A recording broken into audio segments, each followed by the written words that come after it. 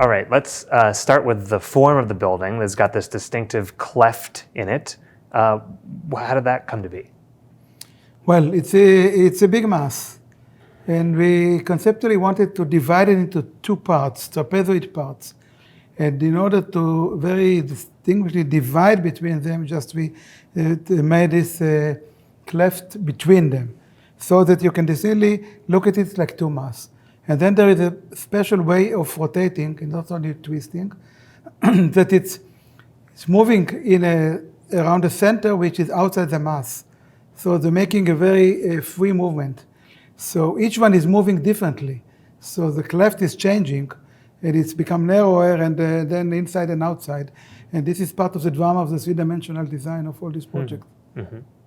Danna, can you tell me about the site and the area, what the neighborhood is like, how the building fits in, and what the intention was for how this building was going to become part of Tel Aviv? So that whole commercial business district is actually recently developed into being the primary business address. In fact, our company, the Azrieli Group, when we built the first towers, the Azrieli Center, we were a catalyst to making that the new commercial business district.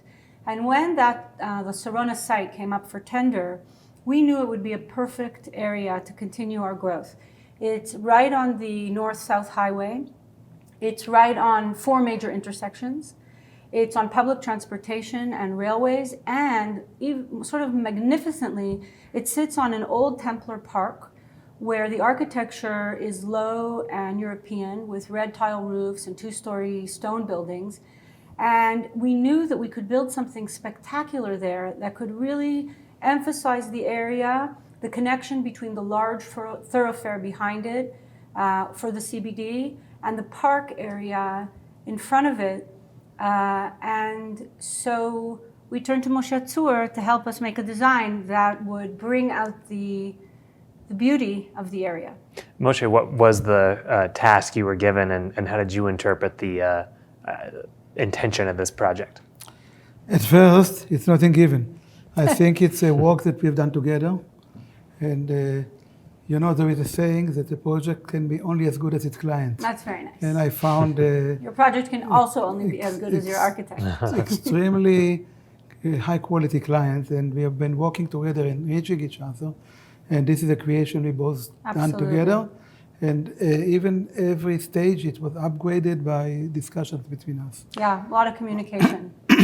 Tell me a little more about the twisting form that you mentioned earlier. How exactly does the site necessitate that, and what does that end up looking like inside the building, the twisting form? Listen, there have been many twisted projects up to now. But this is not merely a twisted project. It's not a mass that you just twist it like this, right. Like normal twist.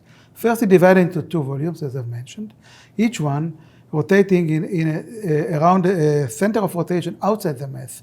So instead of doing it like this, it's doing a swaying form like that. The other one is, again, doing a swaying form like this, but different. So together, when they put together, they're dancing one around the other, making it the drama of the project. I just want to add that each floor, you actually see the building is moving a 0.5 degree every floor.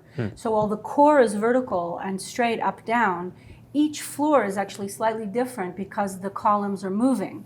And there was a lot of work done on minimizing columns in order to create the greatest flexibility in floor space. Today, all sorts of people like open space, who knows what they'll need in 5 years' time and 10 years' time. And so Moshe's design and the work with the columns enabled us to create the flexibility. And also you kind of get the surprise. Each floor, you feel that you're in a renewed floor, that it's the same, only slightly different, always keeping it interesting. And how have the tenants reacted since they moved in? Oh, our tenants are hugely satisfied. It's a fascinating story because the building is 125,000 square meters or 1.3 million square feet. And we expected to have over 100 tenants. But we have 20 tenants, and the building is fully occupied. So what does that mean? Yeah. The tenants are high-tech industry and technology, as well as finance, and everybody took multiple floors. And so what we enabled them to do, and it was also because of the foresight of Moshe and his team, we enabled them to create internal staircases between their floors.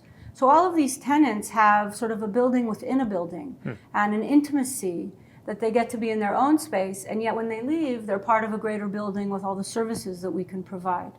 I can add that the building is now considered the icon of Tel Aviv, even by its mayor.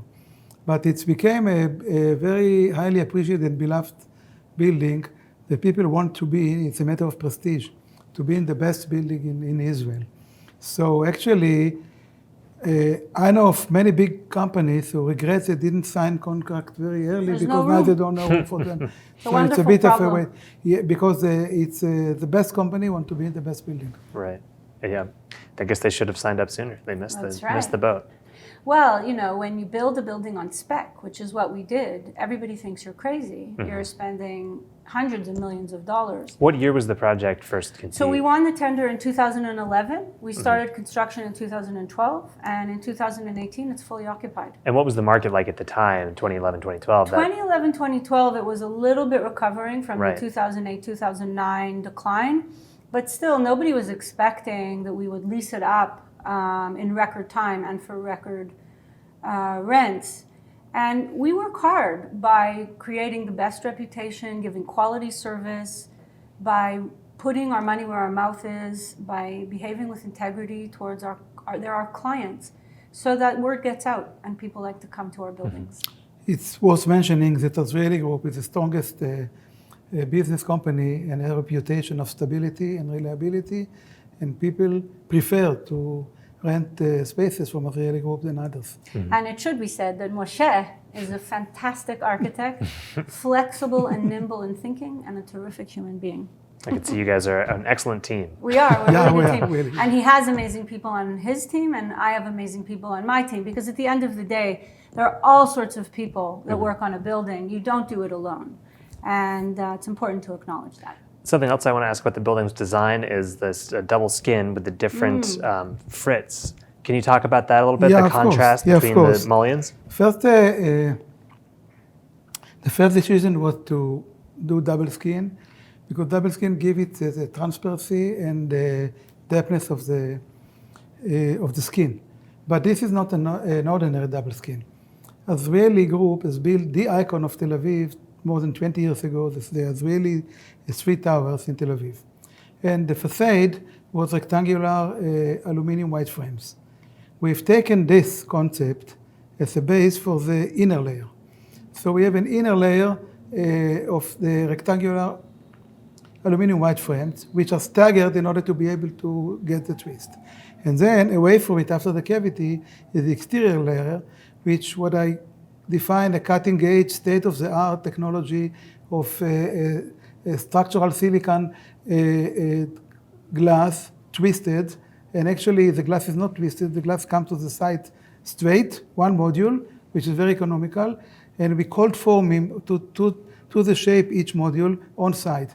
So it's a very economical solution, but it's also very accurate, and it's a perfect continuation with no staggering of the exterior space, which gives its smoothness and its elegance. So I just want to add to that. As Moshe said, the underlayer is staggered and the above layer is a parallelogram over the underlayer.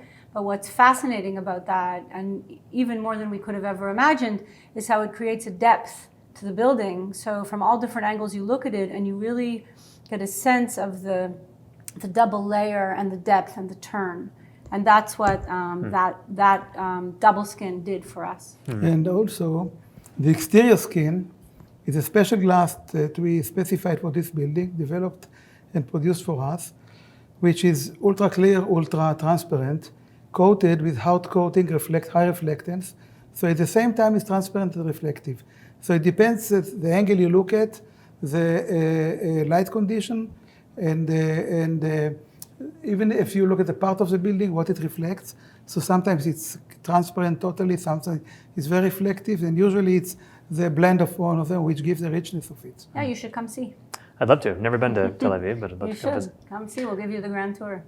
Stepping back a little bit from your project, is there other work at the Council on Tall Buildings and Urban Habitat Awards this year that you are inspired by or excited by, interested in, if you've gotten a chance to look? Sure. I mean, the Lotte Tower by KPF is a fantastic building, of course, and we also work with them. Just now in our session, there was a wonderful presentation about a converted silo in South Africa. There was also a converted silo in Denmark, or am I right? Was it Denmark? Which was, it's the same, but different, which is, I guess, the trend today. It's totally different than building a tall building, but it's inspiring and lovely. And altogether, I've been very impressed by the projects and wish everyone only the best. Anything stand out to you, Moshe? Well, first I agree about the silos, and especially the one who is now competing with us on the price. We still don't know. But it's very interesting and very high quality architectural treatment.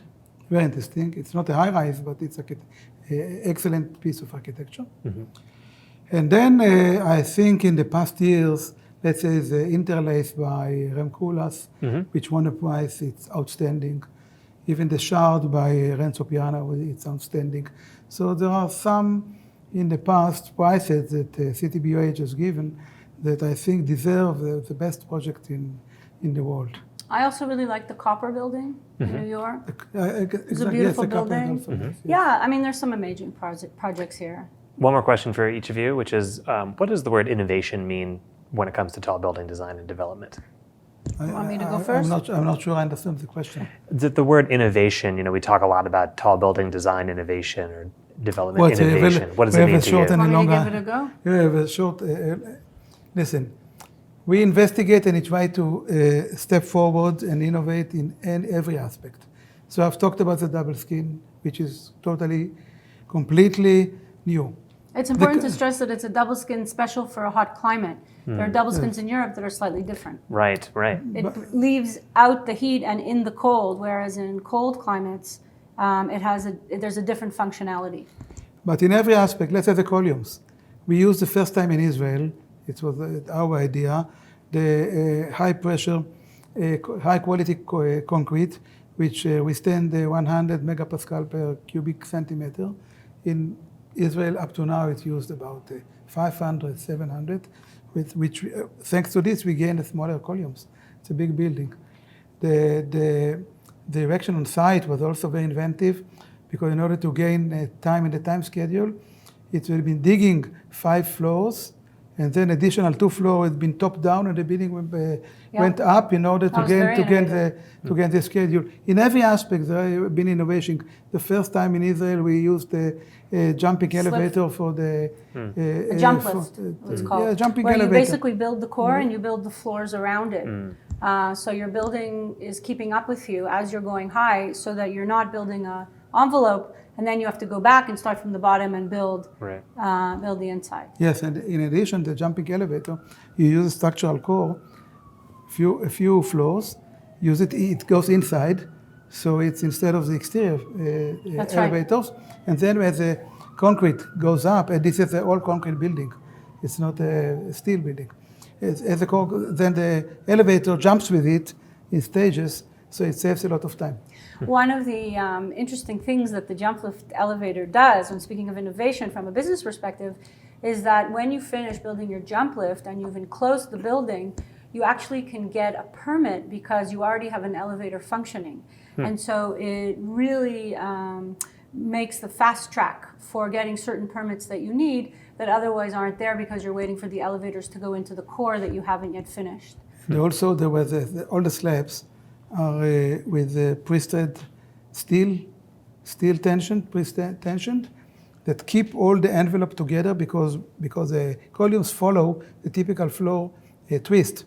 So they have forces outside, centrifugal force. And all these tensions also enable us to get big spans, but also to keep all the building together in order to ensure that all the facades will not go out of the building.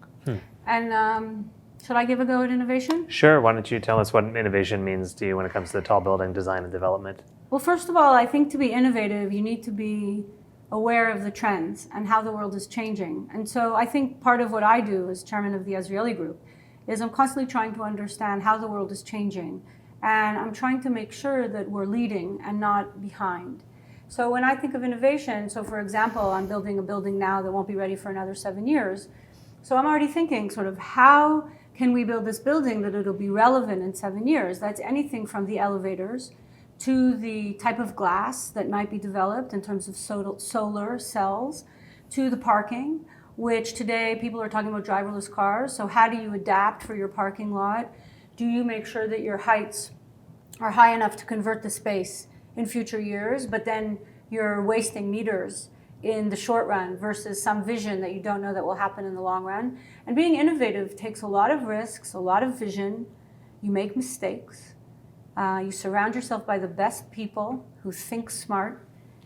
And for me, it's about collecting all the information and using my best judgment and trying to make a good decision. And if I'm wrong, I try again.